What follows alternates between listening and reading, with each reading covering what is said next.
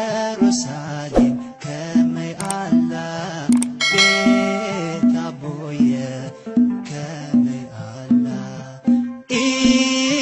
ኢየሩሳሌም ከመይ አላ ቤት አቦየ ከመይ አላ። በስመ አብ ወወልድ ወመንፈስ ቅዱስ አሐዱ አምላክ አሜን። ስእነት ሓጎስ ካብ ዝጠፍአ ተስፋ ይመጽእ ተስፋኻ ኣበይ ኣሎ? ሎሚ ኣብ ዓለምና ቆፂርካ ዘይውዳእ ጓሂ ኣሎ። ግና ጓሂ ከም ፍቓድ ኣምላኽሲ ንምድሓን ዝኸውን ዘይትጠዓሰሉ ንስሓ ይምጽእ። ጓሂ ዓለም ግና ሞት እዩ ዘምጽእ። ንስኻትኩም እውን ነዚኢኹም ዝተጸዋዕኹም ክርስቶስ ድማ ኣሰሩ ምእንቲ ክትስዕቡ ኢሉ ምእንታኻትኩም መከራ ተቐበለ። ኣርኣያ እውን ሓደገልኩም ንሱ ሓጢኣት ኣይገበረን፣ ሓሶት እውን ኣብ ኣፉ ይተረኽበን፣ ምስ ፀረፍዎ መሊሱ ይፀረፈን። መከራ እንተፅንዕሉ ከዓ ነቲ ብቕንዕና ዝፈርድ እግዚኣብሔር ዳ ነገሩ ሕሊፉ ሃበ እምበር ኣየፈራርህን። ካብ ሓጢኣት ርሒቕና ብፅድቂ ምእንቲ ክንነብር ንሱ ባዕሉ ንሓጢኣትና በቲ ኣብ መስቀል ዝተሰቕለ ሰውነቱ ጾሮ ብቑስሉ ኢኹም ዝሓወኹም። እቲ ቃል ወንጌል በዘን ቃላት እዚአን ይዛዘም። ነቲ ናይ መቃብር እምኒ ብማሕተም ሓቲሞም ነቲ መቃብር ድማ ብወተሃደራት ኣጽኒዖም ሓለውዎ ይብል። ኩሉ ዝተዛዘመ ይመስል። ደቂ መዛሙርቲ ኢየሱስ እቲ እምኒ መቃብር ተስፍኦም ኣብ ዕፁ ማዕጾ ከም ዝበጽሐ እዩ ዝሕብር። መምህሮም ተሰቂሉ ብዙሕ ጭካነን ውርደትን ብዝመልኦ መንገዲ ተቐቲሉ ካብ ከተማ ወፃኢ ኣብ ዕፀ መስቀል ተሰቂሉ ሞተ። እዚ ወግዓዊ ፍሽለት እዚ ከዓ ዝኸፍአ ፍጻመ ነበረ። ኣብቲ እዋን እቲ ዝኸፍአ እዩ ነይሩ። እቲ ሽዑ ናይቲ ግዜ እቲ ደቂ መዛሙርቱ ዓፊኑ ሒዙ ዝነበረ ተስፋ ምቑራፅ ንዓና ነቶም ናይ ሎሚ ደቂ መዛሙርቱ እውን ሙሉእ ብሙሉእ ጋሻ ጉዳይ ኣይኮነን። ጽልምት ዝበለ ሓሳባትን ናይ ብስጭት ስምዒታትን ኣባና እውን ይኽመር እዩ። ግን ስለምንታይ ብዛዕባ ኣምላኽ ክንድዚ ዝኣክል ዘይምግዳስ? ስለምንታይ ኣብ ዓለም ብዙሕ ክፍኣት ግብሪ? ኣብ ዓለም ክሳብ ክንደይ ክፍኣተ ግብሪ ነጊሱ ከም ዘሎ ትምልከቱ ደለኹም? ስለምንታይ እዩ ዘይምዕሩይነት እናዓበየ ዝኸይድ ዘሎን እቲ ኩሉ ሰብ ዝናፍቆ ሰላም ዘይመጽእን? ኣብ ልቢ ነፍሲ ወከፍና ክንደይ ዘይተፈጸመ ትጽቢታትን ክንደይ ተስፋ ምቑራፅን ዘይረአየ። እቲ ዝሓለፈ ዘመን ዝሓሸ ምንባሩን ኣብ ዓለም ይኹን ምናልባት ኣብ ቤተ ክርስቲያን እውን ከይተረፈ ነገራት ከም ቀደሞም ኣይኮዱን ዝብል ስምዒት ወዘተ መሊኡ እዩ። ስለምንታይ ኢና ኸ ክሳብ ክንድዚ ምስ ውግእን ኣብ ንሓድሕድና ምጉዳእን ተጣቢቕና ዘለና? ብሓፂሩ ሎሚ እውን እንተኾነ ተስፋና ከምቲ ናይ ኢየሱስ መቃብር ሓደ ሓደ ግዜ ኣብ ትሕቲ ገዚፍ እምኒ ዘይምትእምማን ዝተሓትመ ይመስል። ንነፍሲ ወከፍኩም ብዛዕባ እዚ ክትሓስቡ እዕድም። ተስፋኹም ኣበይ ኣሎ? ንስኻ ህያው ተስፋ ኣለካ ዲ ወይስ ኣብኡ ዓሽካዮ ኣለኻ? ወይ ከዓ ከም መዘከርታ ኣብ ሳጹን ኣቐሚጥካዮ ኣለኻ? ንምዃኑ እታ ዘላትካ ተስፋ ክትከይድ ዶ ትደፍአካ ወይስ ከም ዘይነበረ ፍቕራዊ ዝኽሪ እዩ? ሎሚ ተስፋኻ ኣበይ ኣሎ?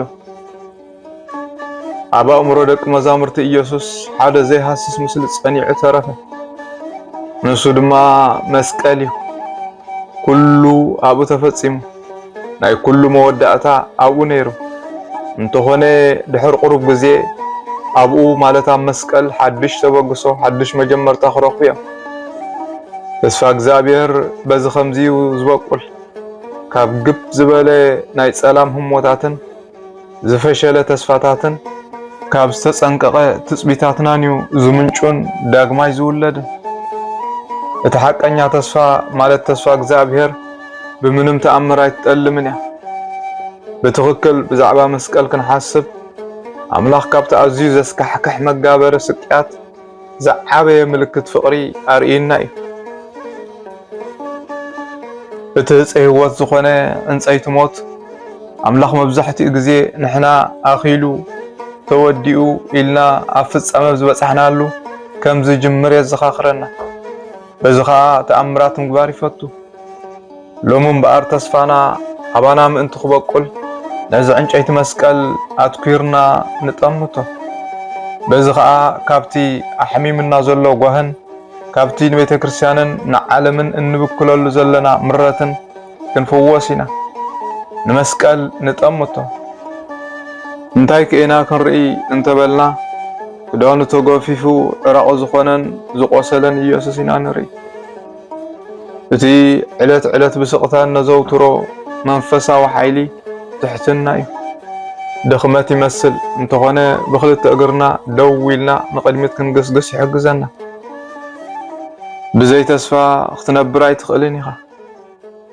اسكي نستنتن عبيلو تسفاي لوم تسفاي عبيلو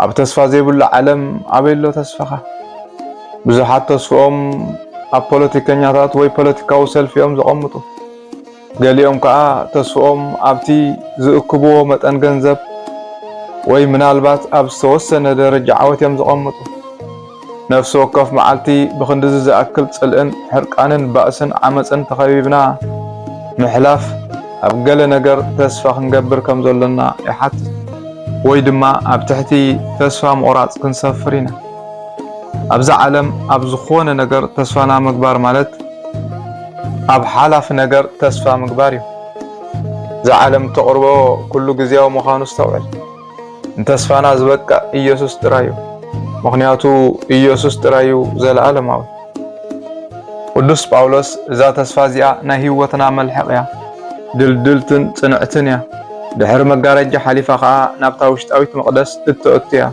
يبل بواتنا يسوس تنكو دحنتن وحسنتن كنرخب اينا ابو استقمت تسفا صبوق بتا سلازلو فصيمه يحفرني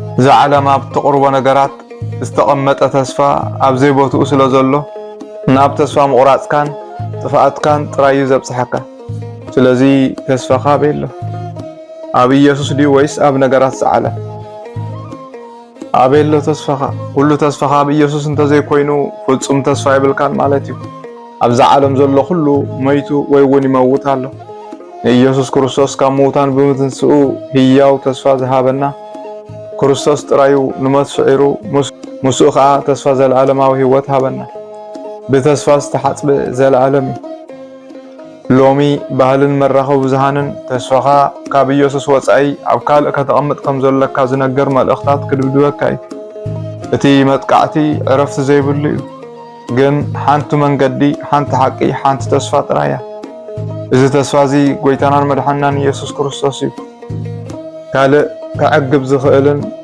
كال كدحن زخيلن يلن اتمرجا ناتكايو تسفخا ابيلو سنة حاجوس كابز طفئة تسفاي مص وسبحات لإግዚአብሔር آمين